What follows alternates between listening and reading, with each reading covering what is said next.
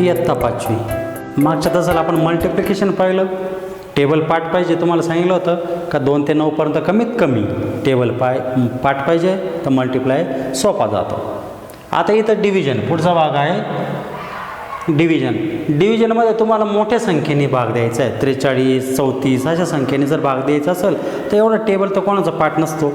तर जरी टेबल पाठ नसला तर टेबल तयार करता यायला पाहिजे. एक तर गुणाकार करून, म्हणजेच इथं जर 43 असेल तर 43 × 1, 43 × 2 या पद्धतीने तुम्ही टेबल करू शकतात. किंवा दुसरी पद्धत काय राहते का बेरीज करून, म्हणजेच 43 मध्ये फक्त 43 ॲड करत जायचं आणि मग यानुसार 43 1 जा 43 बेरीज केली तर 3 आणि 3 6, 4 आणि 4 8 म्हणजे 86, म्हणजेच 43 2 जा 86. तर या पद्धतीने काय करायचं, फक्त ॲडिशन करत जायची.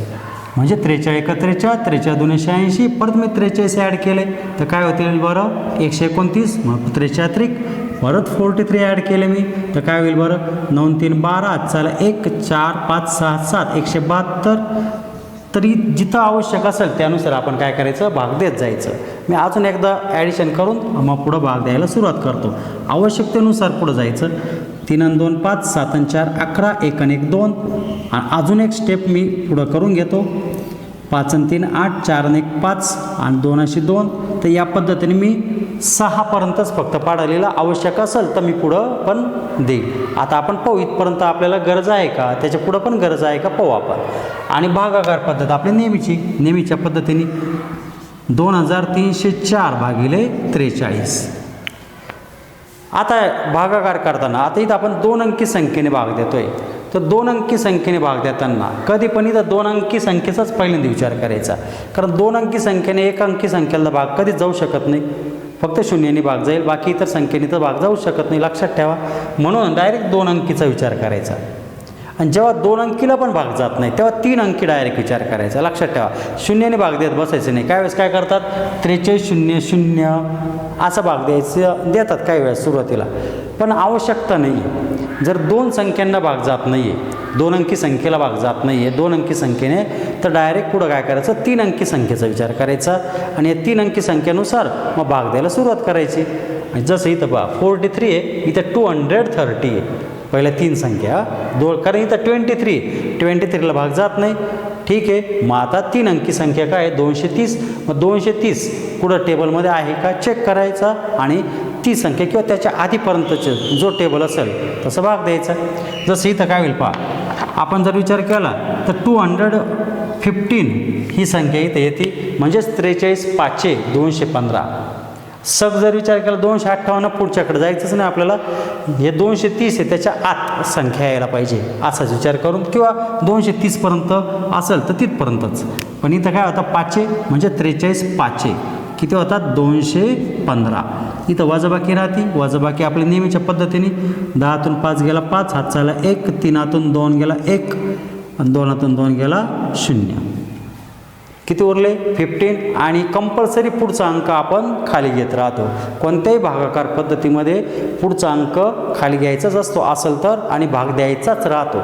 ज्या वेळेस पुढचा अंक आपण खाली घेतला या संख्येच्या पुढं, म्हणजेच 15च्या पुढं मी 4 लिहिला, मग कोणती पण संख्या असू द्या पुढचा जर अंक घेतला तर भाग कंपल्सरी द्यायचा राहतो, कंपल्सरी.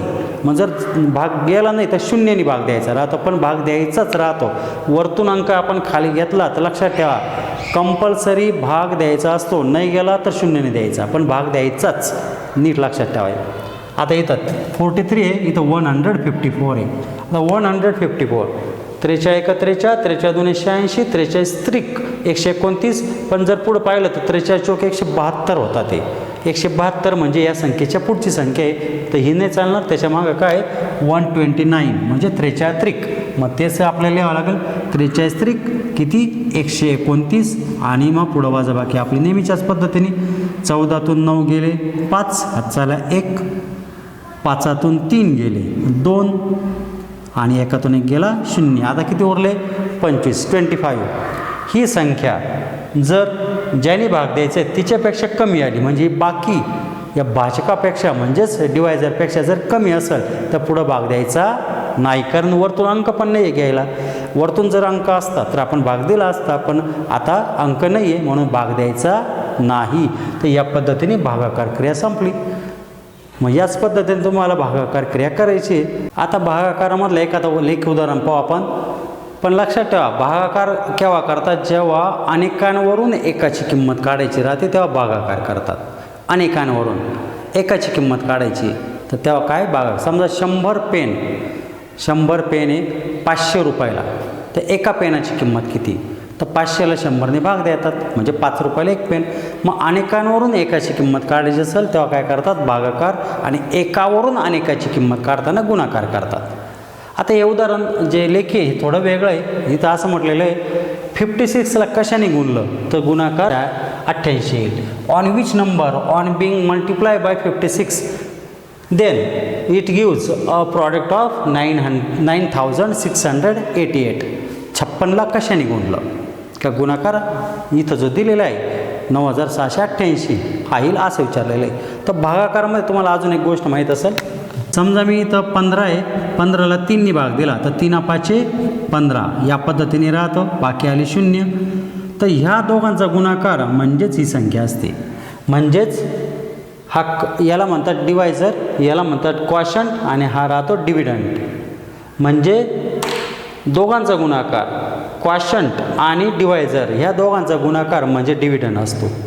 डिव्हिडंड असतो. समजा बाकी आली, समजा इथं आता 17 आहे तर 3 5 15 होईल, बाकी काय होईल 2. तर ह्या दोघांच्या गुणाकारामध्ये जेव्हा बाकी मिळवली जाते तेव्हा ही संख्या तयार होईल. जर रिमाइंडर असेल तर दोघांचा गुणाकार म्हणजे कोणाचा, डिवायझर आणि क्वॉशंट भाजक आणि भागाकार यांचा गुणाकार करायचा आणि त्याच्यामध्ये बाकी मिळवायची. ती बाकी मिळवली काय तयार होतो, डिव्हिडंड तयार होतो 17 असं त्याचा अर्थ. मी इथं पण त्याच पद्धतीने असं म्हटलेलं आहे. समजा विचार करा 9688ला आपण 56ने भाग दिला.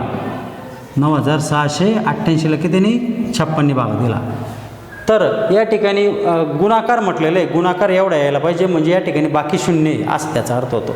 मग इथली संख्या कोणती आपल्याला विचारलेलं आहे असा अर्थ होतो की इथं कोणती संख्या येणार आहे की ह्या दोघांचा गुणाकार बरोबर 9688 असा त्याचा अर्थ आहे.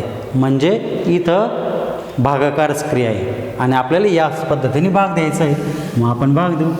कशाला भाग द्यायचा आहे, 56ने कोणाला भाग द्यायचा आहे 9688. पण तुम्हाला 56चा टेबल येतो का, नाही येत. तर 56चा टेबल येत नाही तर मग सांगितलं त्या पद्धतीने फक्त काय करत जा, ॲड करत जा. 6 6 12, 6 6 12, 5 5 10 11. नंबर 2 नंबर 3 मध्ये परत 56 ॲड करा. 6 2 8, 5 1 6, 1 जशी आवश्यकता आहे त्यानुसार आपण पुढं मल्टिप्लाय म्हणजेच तिथं टेबल तयार करू. पहिले इथं 96 आहे, 2 अंकी संख्या आहे, पहिले 2 अंकाचाच विचार करायचा. तर 56 2 112 आहे म्हणजे 2ने भाग जाणार नाही म्हणजे 1नेच भाग जाईल म्हणजे 56 1 56. आणि मग इथं वजाबाकी करतात ते तर आपल्याला माहिती आहे. म्हणजे वजाबाकी आली 40. 6तून 6 गेले 0, 9तून 5 गेले 4. वरचा अंक कंपल्सरी तुम्हाला खाली घ्यायचा आहे म्हणजे तो आला 8. म्हणजे संख्या काय तयार झाली 408. परत त्या ठिकाणी विचार करा 408 अजून आपल्याला आणावं लागणार आहे म्हणून आपण परत काय करायचं 56 ॲड करत जायचं जोपर्यंत ही संख्या किंवा त्याच्या आत येत नाही. मग 8 7 14, 6 6 12, 1 1 2, 224. परत हे 4th झालं. परत 56 ॲड केले. इथं 408 आहे तर तिथं 56 7 392 होतात. 56 7 तर कारण 408च्या पुढे 448 चालणार नाही आपल्याला तर 7 किती 392.